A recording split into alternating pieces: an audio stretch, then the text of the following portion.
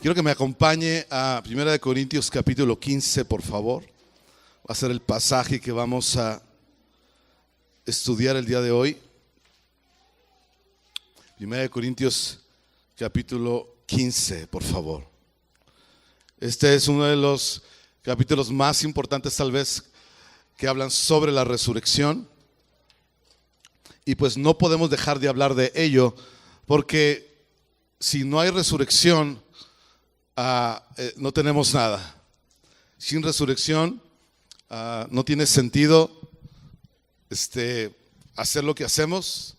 No tiene sentido que yo pueda estar aquí en un púlpito, en un auditorio como este, hablando acerca de cosas y de Dios y de Jesús, si Jesús no está vivo.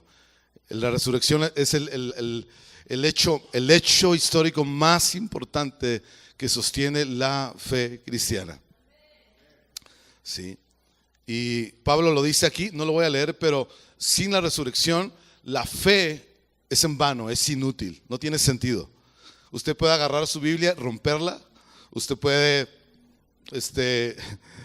tomar su vida y hacer con ella lo que usted quiera, porque no tiene sentido si Jesús no está vivo. Sí. Pero lo que es cierto es que Jesús está vivo entre nosotros. Sí, y eso cambia todas las cosas.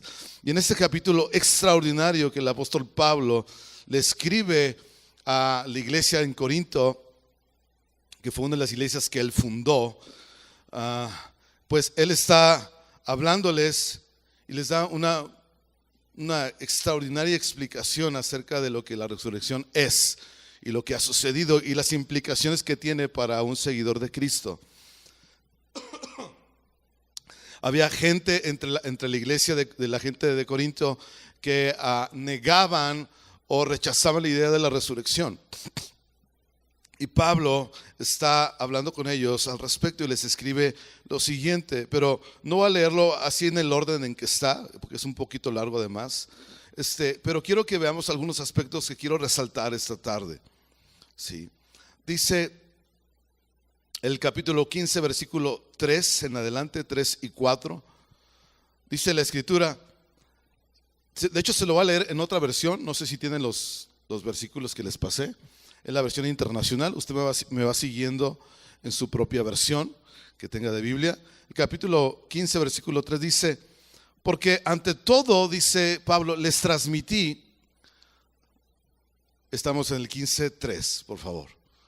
15:3, dice la escritura, porque ante todo les transmití, le dice Pablo a los Corintios, a ustedes lo que yo mismo recibí, dice Pablo, que Cristo murió por nuestros pecados, según las escrituras, que fue sepultado y que resucitó al tercer día, según las escrituras. Dice el versículo 6 ahora, 15:6, después se apareció Jesús a más de 500 hermanos o personas a la vez, la mayoría de los cuales vive todavía, decía Pablo, aunque algunos ya han muerto. Y luego se apareció a Jacobo, que fue Santiago, más tarde a todos los apóstoles. Y por último, como a uno nacido fuera de tiempo, dice Pablo, se me apareció a mí. Muy bien. Si no tienen los versículos que los mandé, pongan los versículos de la versión que tienen, por favor, para que nos vayan siguiendo todos. Ok. En estos par de versículos encontramos la esencia de lo que es el Evangelio, la esencia de lo que es el mensaje de la Biblia, el mensaje de lo que Jesús vino a comunicar al planeta Tierra. Y hay varios elementos que encontramos en este par de versículos. Número 1, Cristo murió por nuestros pecados. Sí. ¿Quieres saber qué es el Evangelio? ¿Cuál es el mensaje central? Cristo murió por nosotros los pecadores. Ese es el hecho histórico. No es imaginación, no es el invento de alguien, no, es el hecho histórico. Jesús vino y tomó nuestro lugar en una cruz y murió por nuestros pecados. No vino para resolvernos los problemas, vino, como hablábamos la semana pasada, vino a morir por nuestros pecados. ¿Sí? El siguiente hecho es que Jesús fue sepultado, porque esencialmente Jesús, o básicamente Jesús murió. No puedes enterrar, ¿sí? O sepultar a alguien que no está muerto. Yo sé que en las películas de terror a veces se entierran a los vivos, ¿no? Y son películas medio feas. Pero en términos normales, la única gente que es sepultada es la gente que ha perdido la vida, ¿cierto? Y Jesús esencialmente perdió la vida en manos de los romanos en una cruz romana hace más de 2000 años. Y Jesús fue puesto en una cueva, en una tumba típica de aquellos entonces. El siguiente hecho es que Jesús resucitó al tercer día. Sí, voy a repetirlo. El siguiente hecho histórico es que Jesús resucitó al tercer día. Es decir, está vivo. ¿Quieres saber qué es el evangelio? ¿Qué es el mensaje en sus conceptos básicos y tan simples, pero al mismo tiempo tan profundos? Es que Jesús murió por tus pecados, mis pecados, fue sepultado como a cualquier otro que ha perdido la vida, pero se levantó y fue resucitado al tercer día. No antes, no después. El siguiente hecho que Pablo menciona en lo que ya leímos es que Jesús resucitó y Jesús murió y fue sepultado conforme a las Escrituras. Es decir, cualquiera de los tres hechos que ya mencioné, todo fue anticipado, todo estaba dicho, todo estaba escrito que iba a suceder como sucedió. No fue una sorpresa en el sentido, fue una sorpresa para el mundo o para la civilización, pero todo estaba hablado, todo estaba dicho, todo estaba comunicado. Jesús iba a resucitar. De hecho, cuando Jesús resucita, Él dijo, yo les dice a los discípulos, resucité como les dije que iba a suceder. Y los apóstoles, wow, viendo a Jesús con sus agujeros en las manos, en sus heridas en el costado, ¿verdad? Con sus heridas en la cabeza, en sus pies, y sucedió como les dije. Estaba escrito, estaba dicho, y no solamente por Jesús días antes o meses antes, estaba escrito, estaba anticipado cientos de años antes que iba a suceder. Jesús no vería la corrupción, Jesús se iba a levantar, dijo el salmista, de la muerte. Y ese hecho, eso cambia todo lo demás en relación al sistema religioso del mundo. ¿Sí? Porque ¿quién anticipa su muerte? ¿Y quién anticipa que va a levantarse de entre los muertos? Imagínate que yo dijera, yo Saúl Morales voy a morir no sé, 15 de marzo, ¿verdad? Del año 2000. No me dé ideas. No me quiera matar el año que entra. Pero el 2038, ¿no? 15 de marzo del 2038, en quincena, para que vaya a mi funeral, me compre flores y tenga dinero. Pero que aparte no solamente dijera eso, pero aparte te dijera, y voy a resucitar a los 4 días y medio. ¿Qué pensaría usted de mí si yo dijera eso? Este tipo está descabellado, se le salieron 2, 3, 5, como 35 tuercas, ¿no? Está mal de la cabeza.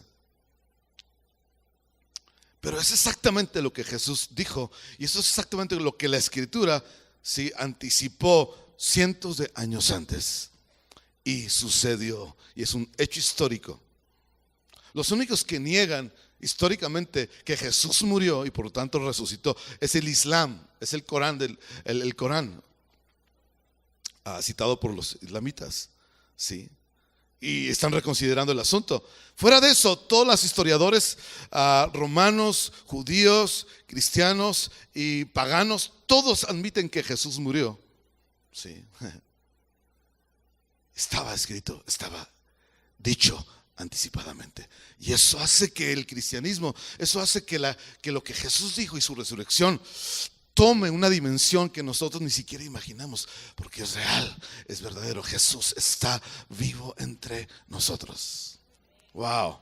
El otro hecho es que dice, lo acabamos de leer, Jesús se le apareció a muchos testigos, a más de 500. Y decía Pablo en ese momento, algunos de los cuales todavía están vivos. Algunos ya murieron, pero muchos de ellos aún viven, decía Pablo, en aquellos años. ¿Sí? O sea, no solamente fue un asunto que se habló, el rumor de lo que se dijo. No, Jesús físicamente, gente lo vio, gente lo tocó, ¿no? Y pudieron constatar de que Él estaba vivo, estaba respirando con un cuerpo resucitado. Eso hace que ese otro hecho histórico sea completamente y haga una diferencia abismal en relación a cualquier otro personaje religioso o histórico de la vida. Jesús fue visto, fue tocado, habló con ellos, comió con ellos. ¿Qué te parece? ¿No le parece extraordinario? Que yo te dijera, voy a morir tal fecha y lo voy a resucitar, y luego sucede y además como contigo tamales. Sería una locura. Y eso es lo que Jesús ha logrado por nosotros. Eso es el evangelio. Él murió, Él fue sepultado, Él resucitó conforme a las escrituras y se apareció a muchos testigos. Entre ellos estaba Pablo. A él fue el último que se le apareció, dice Pablo. Yo siendo el último de los apóstoles, dice, y Jesús vino y habló con él. Eso está en Hechos capítulo 9, si no me equivoco, cuando iba a Damasco a aprisionar a cristianos, y él toma cartas y Jesús se le aparece en la tumba del caballo, y ahí Pablo cambia y es transformado en otra persona y pasa de ser Saulo de Tarso, el religioso asesino, y pasa a ser el apóstol Pablo, el gran apóstol Pablo. Wow. Y Jesús está ahí hablando con él. Eso es el evangelio. Así simple, así llano, pero con todo el peso de lo que eso significa. No sé si el video lo tengan listos, muchachos. Me dan una señal cuando eso suceda. Mientras doy otro punto. ¿Cómo es el evangelio? ¿Cómo se ve el evangelio en una persona, en una vida? ¿Cómo es? Porque, más o menos históricamente todo el mundo conoce esas cosas, las ha oído, aunque las sabe en un sentido mejor cultural, superficial, sin mucho detalle. Pero ¿cómo se ve el evangelio? ¿Qué produce? ¿Qué le hace el evangelio cuando es oído y es creído en una persona? Y quiero que vayamos al versículo 9 y 10. No sé si me los puedan poner en la pantalla. Capítulo 15, 9 y 10. Lo voy a leer en la versión internacional. Dice Pablo, admito que yo soy el más insignificante de los apóstoles, dijo. Y que ni siquiera merezco ser llamado apóstol, dijo Pablo, porque perseguía a la iglesia de Dios. ¿Qué hizo Pablo? Persiguió. Ahora, quiero que, entre paréntesis, vean un momento. Cuando Pablo se refiere a perseguir a la iglesia de Dios, se refirió a que él literalmente tomaba, arrastraba a la gente, niños, adultos, ancianos, que se llamaban cristianos, que seguían a Cristo, que eran judíos o no judíos, ¿sí? Y que los tomaba, los arrastraba literalmente, los encadenaba y los llevaba a la cárcel, y a muchos de ellos los mataba. O conseguía la manera de matarlos. ¿Por qué? Porque Pablo era un hombre religioso, era un hombre judío, era un fariseo, ¿verdad? Altamente moral, ¿verdad? Y él decía, no puede ser posible, ¿verdad? La única forma de salvación es cumplir con la ley. Y él tomó a cientos de ellos, probablemente, ¿verdad? No sabemos exactamente cuántos, y los tomaba, los arrastraba, ¿verdad? En medio de las calles, en medio del desierto, tal vez amarrados a los caballos, los encarcelaba, y muchos de ellos perdieron a la vida en manos de Pablo. O sea, Pablo o Saulo de Tarso era un asesino, era un perseguidor, un hombre contumaz. Pero continúa el pasaje, el siguiente versículo dice, pero por la gracia de Dios yo soy ahora lo que soy. Diga conmigo, por la gracia de Dios. Dice, ahora soy lo que soy. Dice, y la gracia que Él me concedió o que Él me dio, ¿qué dice? No me fue infructuosa. O sea, no se quedó sin fruto. La gracia produjo fruto en la vida de Pablo. No era simplemente un concepto bonito de gracia o del favor de Dios. Produjo cambios, produjo un fruto en la vida de un hombre con el pasado que acabo de mencionar. Dice, al contrario, fíjese el fruto que produjo la gracia. Dice Pablo, he trabajado con más tesón, con más empeño que todos los apóstoles, o sea, Pedro, Mateo, etcétera, etcétera. Aunque no yo, sino la gracia de Dios que está conmigo o está en mí, produjo tal vida fructífera y productiva a través o en la vida de Pablo. Esto es lo que le hace el evangelio a una persona. Con el pasado que sea bonito o feo, ¿sí? Más o menos moralmente bien portado, con decencia o con cero decencia, ¿verdad? Lo agarra y lo transforma, y la gracia le imparte una transformación desde adentro hacia afuera que ninguna otra cosa puede hacer. ¿No le emociona eso? Sí. Esta clase de persona. Ahora quiero que vea, Pablo en su persona tenía encerrados varias cosas. Pablo, por un lado, era un asesino, un perseguidor. Por otro lado, era un hombre altamente religioso y con una moralidad muy alta. Sí. No voy a meterme en los detalles de lo que dice la escritura de él, pero tenía esos dos extremos. Por un lado era un hombre cruel, pero un hombre muy bien portado. Sí. Y Dios tomó a ese hombre porque ni la crueldad, ni la maldad, ni la moralidad le sirven a Dios. Y Dios tomó a este hombre y la gracia de Dios lo transformó y lo hizo un hombre lleno de fruto, que entonces en lugar de perseguir a la gente, ¿verdad?, se dedicó a compartir este mensaje. Dice que él recibió. ¿Qué fue el mensaje que él recibió? El que le acabo de dar. Cristo murió, fue sepultado, resucitó al tercer día. Sí, como dicen las escrituras, y luego, ¿verdad?, fue visto por muchos testigos. Ese fue el mensaje que Pablo recibió y que él luego proclamó y habló, ¿verdad?, a diestra y siniestra por todos lados. El mismo mensaje. Y también fue creído por mucha gente. Entonces, aquí ves cómo esta clase de personas recibe gracia y es transformado. Wow. Eso le hace el evangelio a una persona. Lo transforma. Lo libera, lo renueva, le cambia toda su vida, toda su manera de pensar, todo como ve la vida, la ve ahora completamente diferente, porque la gracia de Dios se le mete adentro, ¿verdad? Le penetra y cambia todo su ser. Sí. Hay gente que dice, oiga, es que, de hecho me lo decían la semana pasada, alguien me lo comentó, oiga, pastor, es que yo no estoy preparado para esto. Es interesante ese comentario cultural que la gente tenemos, ¿sí? Pero el evangelio no es para el que está preparado para recibirlo, porque eso es como decir, yo voy a ir con el doctor hasta que me sane del cáncer. O sea, eso no sucede, ¿verdad? Vas al doctor para que te quite lo enfermo, ¿no? Para que te quite el cáncer. No vas al doctor hasta que ya estés sano, ¿cierto? O sea, tú no vas con el doctor hasta que estés preparado físicamente. Vas porque estás mal. ¿Sí? ¿Estás de acuerdo? El evangelio, ¿sí?, lo reciben aquellos que no están preparados para recibirlo.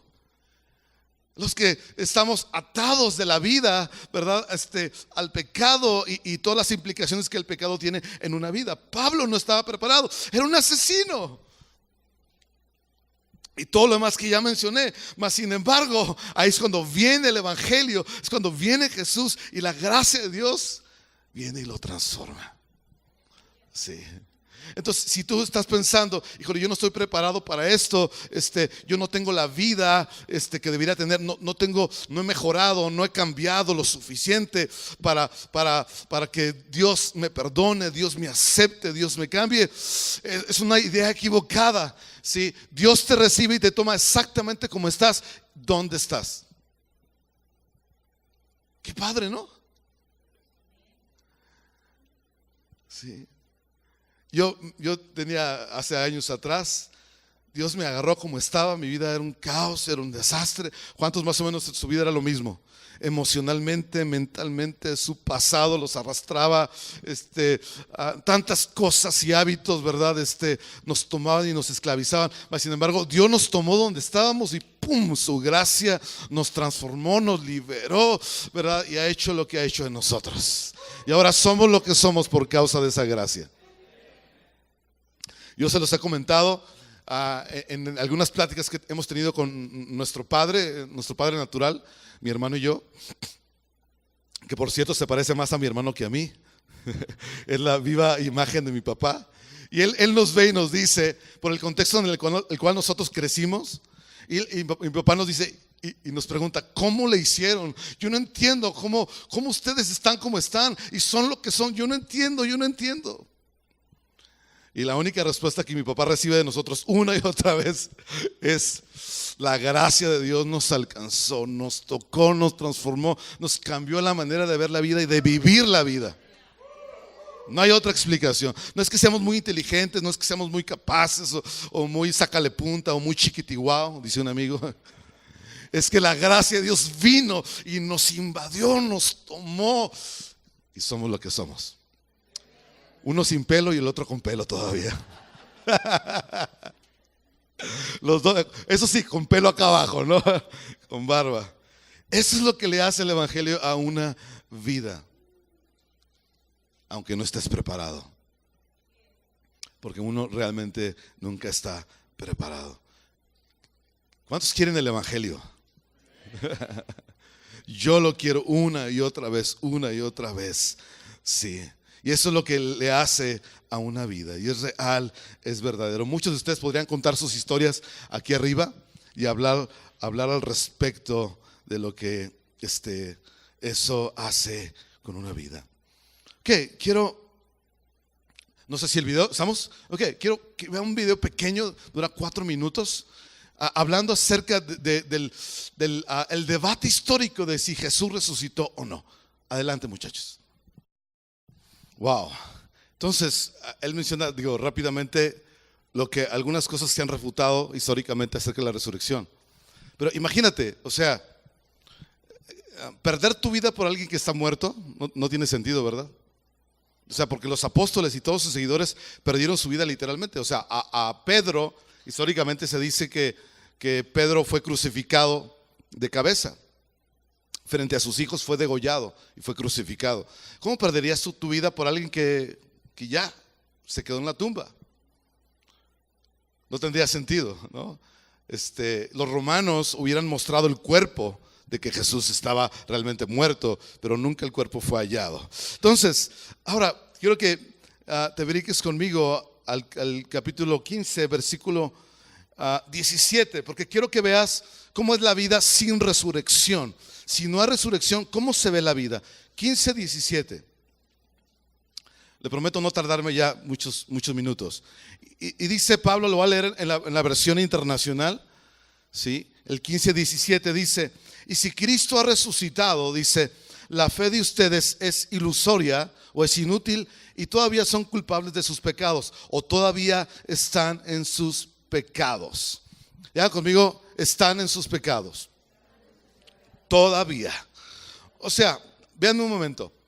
Si Jesús no resucitó, el ser humano aún está bajo el dominio del pecado. Sigue estando y es culpable de pecado y está condenado, sí, a la culpabilidad que el pecado produce en una vida. Piénsalo. Si Jesús no resucitó, esta declaración de Pablo, ¿sí?, significa que entonces no hay lucha contra el pecado. No hay victoria sobre el pecado. No hay libertad del pecado en una vida, en una persona. Es decir, el pecado sigue gobernando la vida.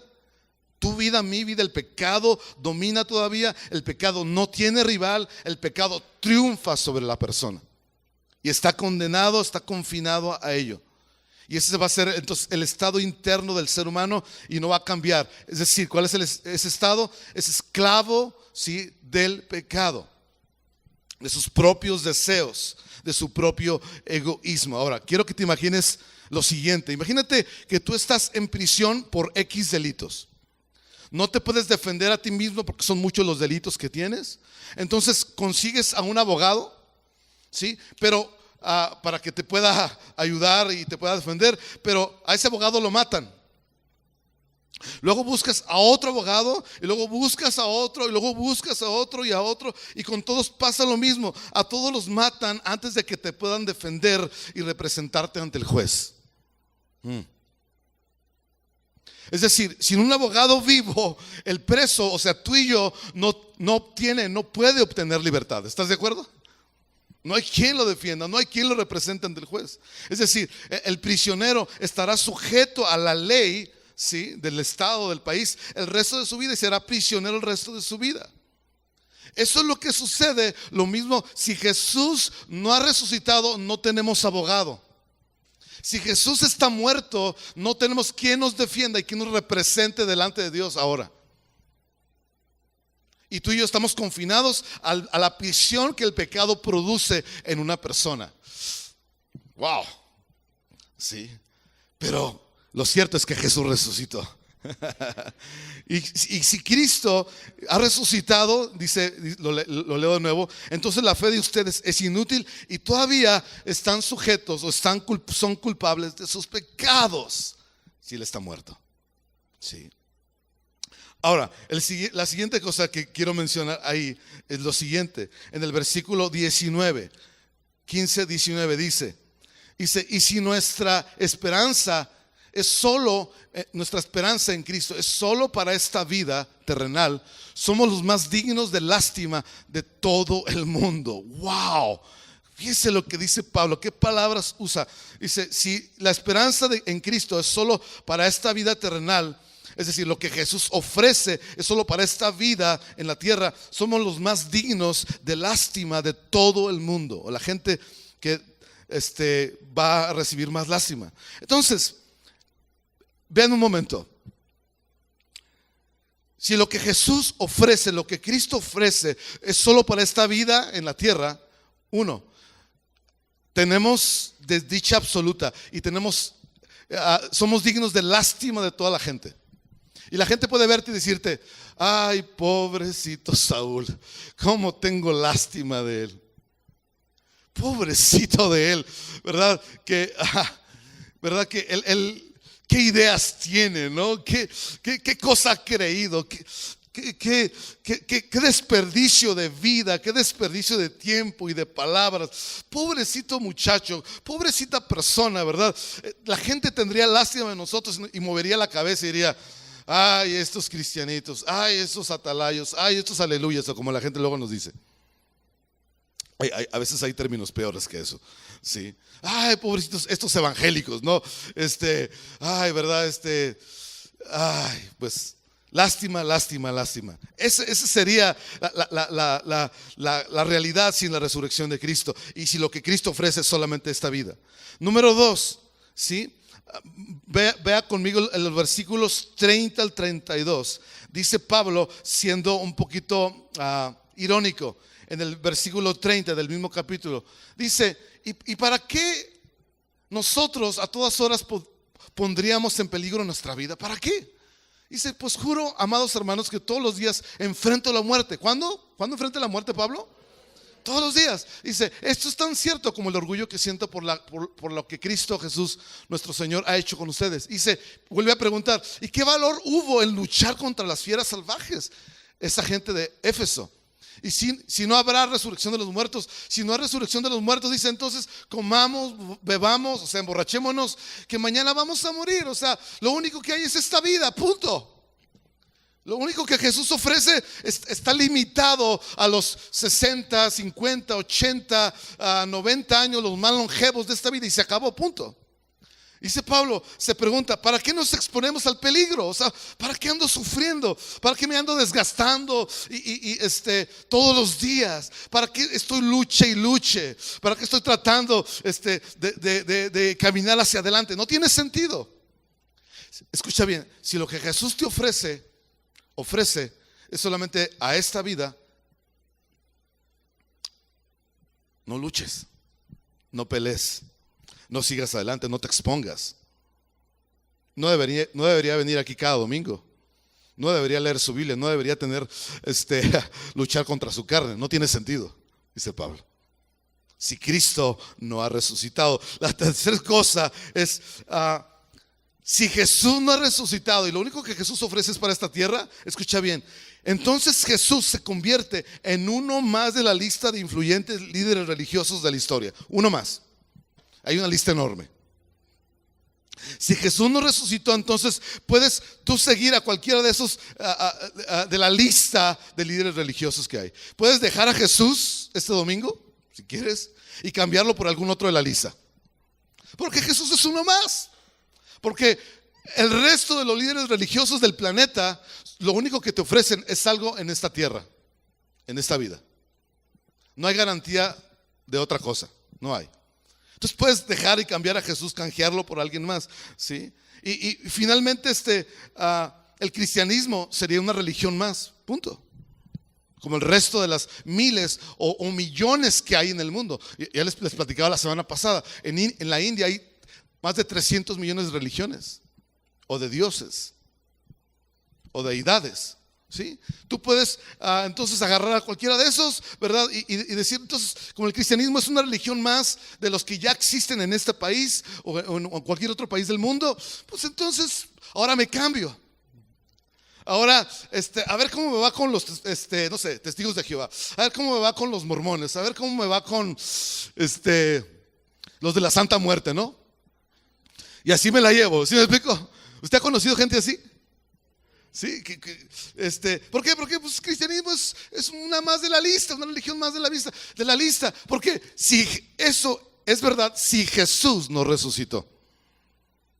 Si está captando, si lo único que Jesús ofrece, lo único que ofrece está limitado a esta vida. ¿Sabes que la desgracia de todo el sistema religioso y antirreligioso del mundo es que su esperanza, espera o expectativa es solo para lo que aquí se vive en la tierra? Es todo lo que ofrece el sistema religioso, el que sea. Y a lo mejor ese sistema religioso que tú sigues o que has seguido te puede dar una vida buena, una vida moral buena. Te puede dar una vida de decencia en lo que vives aquí, pero no te puede dar más que eso. No te puede transformar. El sistema religioso no puede transformar a nadie. Solo el evangelio que le estoy hablando ahora puede transformar una vida. Ahora, ese mismo sistema religioso, el que sea, ¿sí?, te puede dar jerga y una vida de excesos, pero no te puede dar más que eso. No te puede transformar, ¿sí? Porque así es el sistema religioso o antirreligioso, ¿sí? Los antirreligiosos dicen, ¿verdad? Mi religión soy yo mismo, ¿no? Y yo dicto las reglas, yo dicto la moral, yo dicto cómo vivo, ¿verdad? Pero aún ni el sistema antirreligioso, ¿verdad?, te puede dar más que eso. No te puede transformar para nada. Todo está confinado a lo que sucede en esta vida. Por eso, si lo que Jesús ofrece o la religión ofrece está limitado a esta vida, por eso la gente desperdicia tanto el tiempo. Por eso se enfoca su vida y sus recursos en las cosas equivocadas y de maneras desproporcionadas. ¿Usted conoce gente que gasta su vida en cosas excesivas y desproporcionadas? O sea, algunos despilfarran todo y algunos lo esconden todo. Los dos son excesos. Es un despilfarro desproporcionado, pero en dos extremos. ¿Sí me explico? Hay gente como está tan insegura de la vida o seguro que la vida que lo que Dios ofrece, lo que Jesús ofrece o la religión ofrece es solamente esta vida. Así que pues hay que darle, como dijo José Alfredo, gusto al gusto, y vamos a darle, ¿no? ¿Sí? Y por el otro lado, ¿verdad?, está el que dice, no tengo seguridad de la vida después, no tengo seguridad de nada. Entonces, ¿qué hace? Guarda, protege todo, lo resguarda, porque no hay seguridad realmente de nada.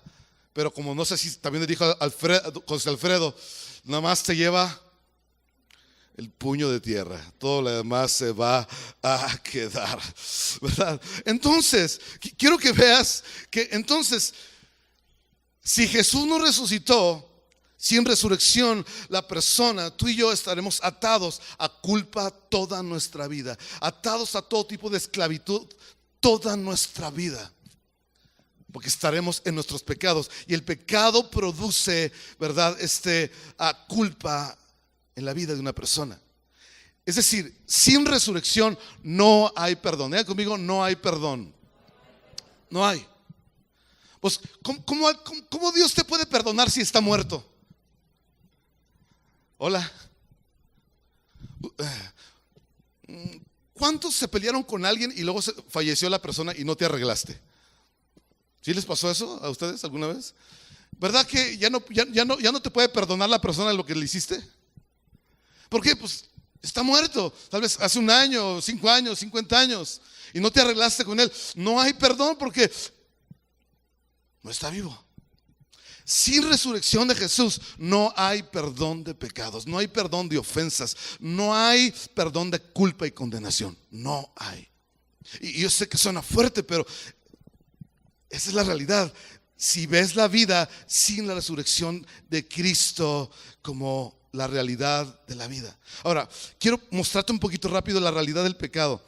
Aunque usted no creyera en la resurrección, aunque no hubiera resurrección real, no cambia en nada eso la realidad del pecado en la que estamos confinados. Fíjese lo que dice el capítulo 15, versículo 56. ¿Sí? Y estoy por terminar. Dice: el aguijón de la muerte es el pecado y el poder del pecado es la ley. Diga conmigo: el aguijón de la muerte es el pecado. Ponme, no sé si tienen la foto. No sé si tienen la foto por ahí. Sí. Ok. Está un poquito fea, ¿verdad? Pero vean un momento. ¿Qué dijo Pablo? El aguijón del pecado es ¿qué? La muerte. Es decir, déjame explicárselo de la siguiente manera. El veneno de la víbora es la muerte. ¿Sí? Lo que inyecta la víbora es la muerte. Lo que el pecado le hace a una persona es que la mata. Ahora, para entenderlo rápido, ¿cómo sucedió eso? Cuando Adán y Eva se rebelan contra Dios, se rompe el vínculo con Dios. Y entonces dice: por un hombre entró la muerte, y la muerte entró por el pecado, por la rebelión del hombre. Y a partir de entonces, eso no fue el diseño de Dios. A partir de entonces, los seres humanos mueren. Todos los seres humanos, incluidos Adán y Eva. Sí.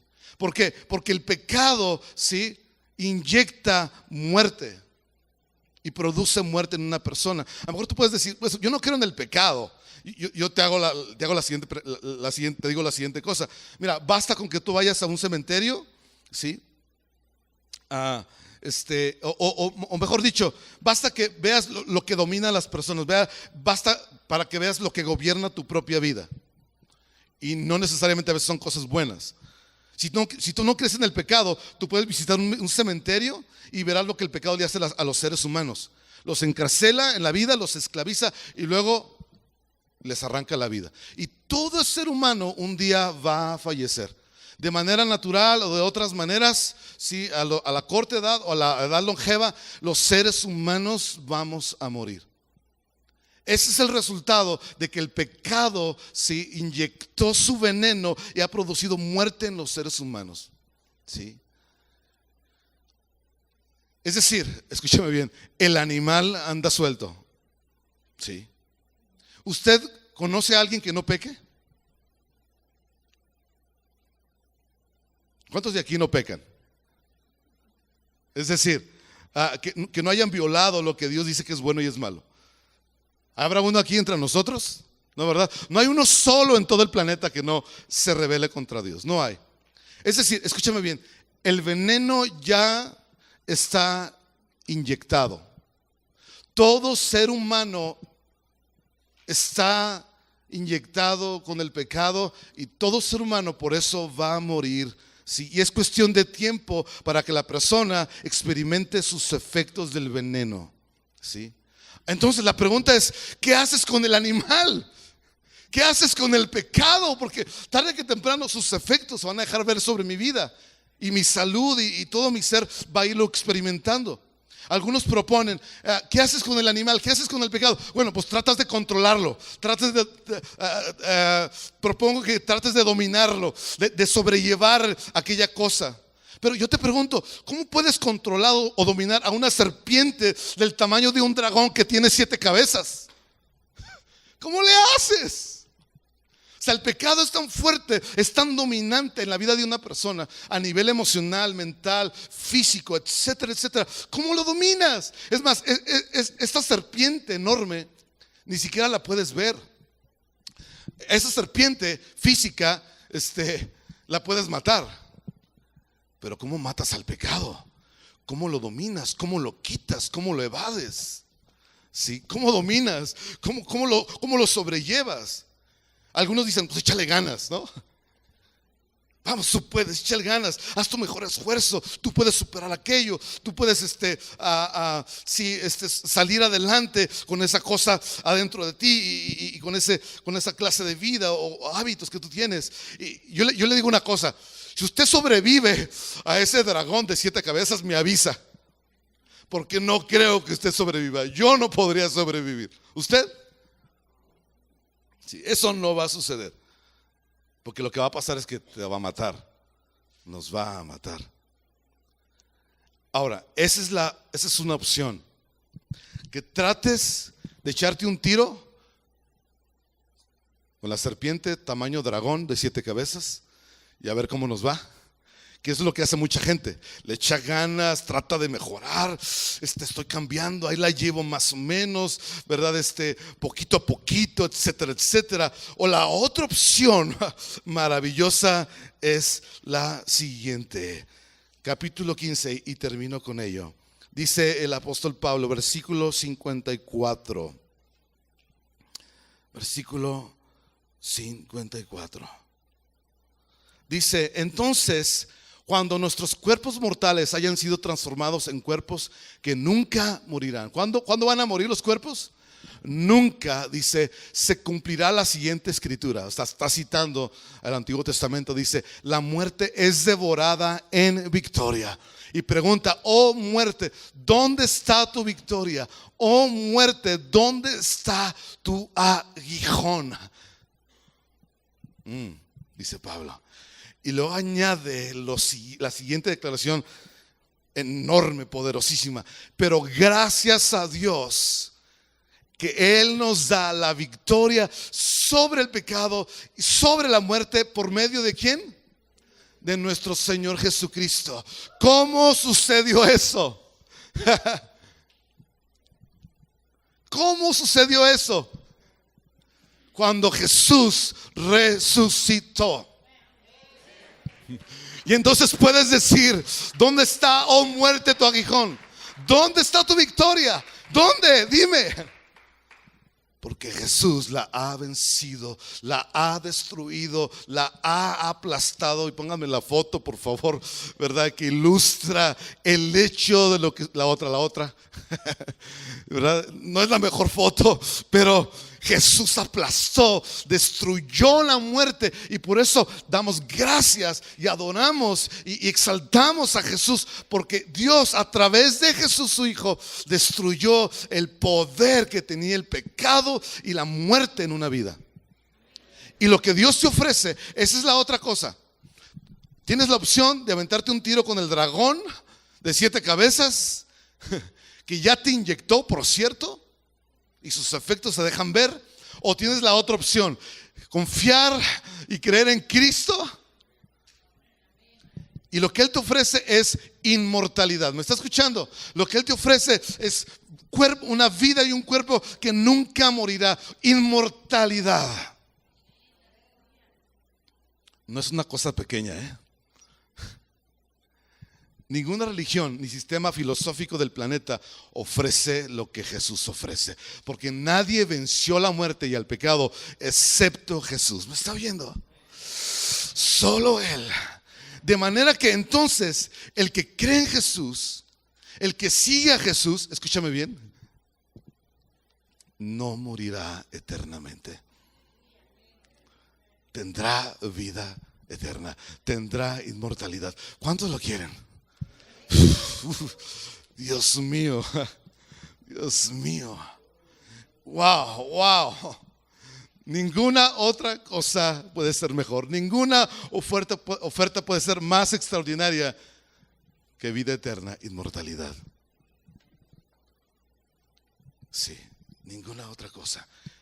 La resurrección, escucha bien y termino con ello, es la respuesta a todos los límites humanos. ¿Cuáles? El futuro. La resurrección rompe todos los límites y te da seguridad y completa certeza del futuro. ¿Me escuchó? Rompe el límite de la muerte, porque el día que tú mueras, ciertamente, y todos moriremos, serás levantado juntamente con Cristo para vida eterna. Y la muerte no te podrá confinar a un ataúd, ¿sí? A un cuerpo que ¿cómo se dice? Se desintegra, se deshace, exactamente. Rompe el límite de la esperanza, porque entonces un ser humano que sigue a Cristo, que confía en Cristo y cree el evangelio, entonces tiene esperanza, tiene una gran expectativa de lo que viene por delante y del futuro. ¿Me explico? De manera que cuando tú mismo o alguien más pierde la vida, tienes la certeza absoluta de que, ¿verdad?, te encontrarás, verás, y que tu vida seguirá adelante y perseverará, pero eternamente. Rompe el límite humano del sentido de lo que hacemos en la tierra. Mucha gente no le haya sentido lo que hace en la vida porque todo está confinado a esta tierra, pero la resurrección le da sentido y rompe el límite y le da sentido entonces y propósito a lo que tú haces en la vida. ¿Por qué? Porque todo está conectado a la resurrección, a la eternidad que solo Jesús puede ofrecer, porque Él es el único que está vivo. No hay otro, no hay otro. La resurrección es como el faro en medio de la tempestad. La resurrección es la anticipación del camino a casa. O sea, cuando alguien muere, es solamente el niño que se queda dormido en las escaleras, ¿sí? Es el camino a casa, ¿no? Es la anticipación de que el hogar nos espera. ¿No le parece eso increíble? Sí, yo sé que cuando yo muera, ¿sí?, solamente estoy en camino a mi hogar, a mi verdadero hogar. Usted, yo anhelo mi verdadero hogar. Aquí estamos solamente, nos rentaron el planeta Tierra por un rato. ¿Cuántos están pagando renta? Sí, pero que estamos de paso. La resurrección es una firme y segura promesa confirmada en el cuerpo vivo de Jesús, sentado a la diestra de Dios justo ahora, con un cuerpo físico. ¿Qué promesa es la que tenemos? Wow. ¿Qué quiere usted? Le hago la pregunta y termino con eso. Perdón que ya lo dije como 5 veces. Así somos los pastores. ¿Qué quiere usted? ¿Pelearse? ¿Hacer su mejor para tratar de dominar o de ganar algunas cuantas batallas respecto a lo que le domina y lo gobierna usted en la vida? ¿O quiere vida eterna? ¿Quiere inmortalidad en la persona de Jesús, el cual está vivo? ¿Qué es lo que usted quiere?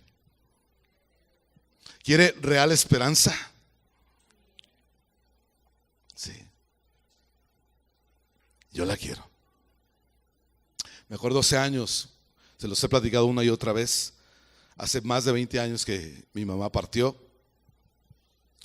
Y como les he dicho, fue un tiempo sumamente extraordinario, bastante, nadie te prepara para estas cosas.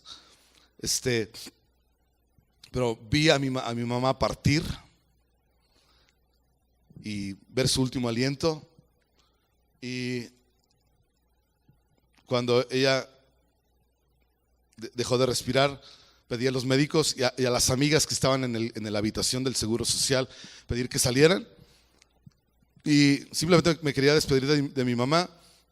Y cuando yo estaba tratando de hacer eso, Dios me habla y me dice: abre Ezequías capítulo 37. El libro de Ezequías no es de mis favoritos. Y cuando empiezo a leer Ezequías 37, no les bromeo, yo empecé a reírme. O sea, no me malentiendas, mi mamá está muerta. Sí, el cáncer la mató. Y yo cuando empiezo a leer Ezequías 37, me empiezo a reír a mis adentros, no me carcajeé ni nada. Estaba yo solo con mi mamá. ¿Por qué me reí? Déjame explicártelo. Porque toda nuestra vida nosotros vivimos en casas rentadas. Aquí en la Valle del Sur, y mi tío Arturo, que está aquí, no me dejará mentir, le dimos vuelta a todas las calles de la Valle del Sur. Sí, hasta él vivió con nosotros un tiempo, me acuerdo, de la Benito Juárez, ¿no? Le dimos vuelta a un montón como 10 casas rentadas. Nunca tuvimos casa propia. Y luego yo compré una casa, yo se la regalé a mi mamá, nunca pudo habitarla. Y entonces, cuando leo Ezequiel 37, lo que empiezo a leer es la descripción, ¿sí?, de lo que es el cielo, con grandes habitaciones, grandes vistas, lugares hermosos, maravillosos, extraordinarios. Y me empieza a reír porque era: hijo, gracias por la casa que me regalaste, ¿sí? Pero la casa donde estoy, no tiene comparación. Qué buena onda que hiciste eso por mí, pero donde estoy no tiene comparación. Esta casa es maravillosa, hermosa y nunca se va a terminar. Y por eso empecé a reír. Entonces, cuando yo leo eso, la verdad es que dije: aquí se acabó la despedida. Yo dije: mamá, te veo al rato. Un día de esos también te alcanzo, ¿sí? No sé qué año, pero eso va a suceder tarde que temprano. Pero como resucitaremos en Cristo, inmortalidad nos espera. Y por eso no me tardé ni 2 minutos. Le hablé a los médicos: pueden pasar por el cuerpo. Mi jefecita, mi mamá, está en un mansión no impresionante. Y con el Jesús que siempre quiso estar, ahora está. Así que el cuerpo es suyo, lléveselo. ¿Qué les platico del funeral? Un funeral extraordinariamente hermoso.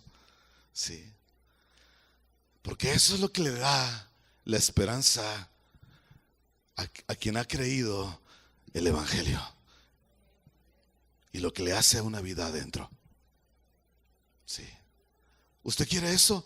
¿O quiere pelearse con el dragón, con la serpiente, que ya por cierto nos ha mordido y nos ha envenenado? ¿Qué quiere usted? ¿Ser libre del pecado y del veneno? ¿Del pecado y de la muerte? ¿Quiere inmortalidad? ¿O quiere estarse ahí medio tratando de, verdad, no, yo le voy a echar ganas, yo puedo, vas a ver que yo voy a vencer y yo voy a ganar algunas cosas? ¿Qué quiere usted? ¿La está pensando? ¿Cuántos quieren inmortalidad? Vida eterna y resurrección. Yo lo quiero. Y es real para nosotros. Yo me cansé de estarme peleando con el pecado y con las cosas que no podía, estar esclavizado, un montón de cosas en mi mente, en mi corazón, en mis emociones. Y estoy cansado de pelear con eso.